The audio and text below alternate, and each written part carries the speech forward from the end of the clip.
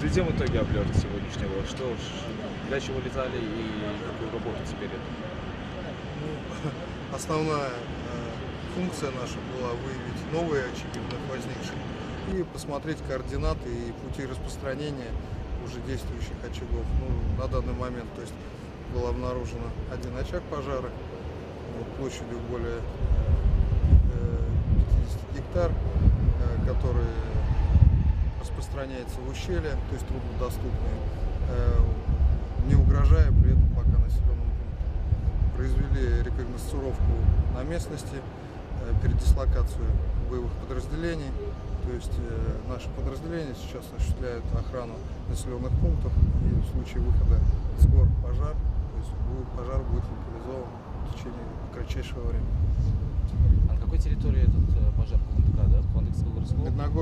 Медногорский городской округ, это территория Казачьей губернии, то есть в районе населенных пунктов Казачьей губернии. Но он уже вторые сутки действует у нас, то есть вот сейчас только мне информация пришла, что эта же термоточка повторилась, то есть вы сами видели задымление, то есть небольшие очаги пожара, то есть в ущельях. Ну, будем работать, чтобы данная термоточка прекратила свое существование. Ну и сами видите, к чему приводит беспечность населения, беспечность фермеров. То есть очереди очень огромные, тем более ветер такой порывистый, погода засушливая. Ну и, соответственно, наши подразделения работают, не спят, работают, ликвидируют возгорание совместно с